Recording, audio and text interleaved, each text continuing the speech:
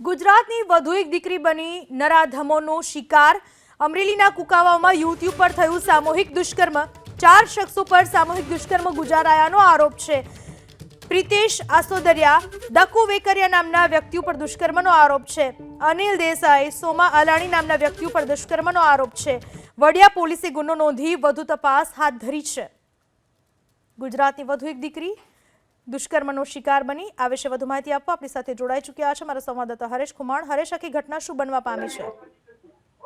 ચોક્કસથી વધુ એક દુષ્કર્મની ઘટના અમરેલીના વડિયાના કુકાઓમાં સામૂહિક દુષ્કર્મની ઘટના સામે આવી છે। 21 વર્ષીય યુવતીને લગ્નની લાલચ આપી 4 વ્યક્તિઓએ યુવતી ઉપર દુષ્કર્મ ગુજાર્યું હોવાનો આરોપ લાગ્યો છે। ત્યારે પ્રિતેશ આસોદરિયા, દકુ વેકરિયા, અનિલ દેસાઈ અને સોમા આલાણી 4 વ્યક્તિઓ સામે દુષ્કર્મ આચરવામાં આવ્યું છે। ત્યારે વડિયા પોલીસ મથકમાં ભોગ બનનારે ફરિયાદ દાખલ કરી છે। ત્યારે સામૂહિક દુષ્કર્મની ઘટનાને લઈ સમગ્ર પંથકમાં ખળભળાટ મચી ગયો છે। ત્યારે પોલીસે આરોપીની ધરપકડ કરવા કવાયત હાથ ધરી છે। ત્યારે જે પ્રકારે વડિયા પંથકમાં હાલ અત્યારે પોલીસ દ્વારા જુદી જુદી ટીમો બનાવી આરોપીની શોધખોળ શરૂ કરી છે। જી, આભાર આપનો તમામ માહિતી બદલ।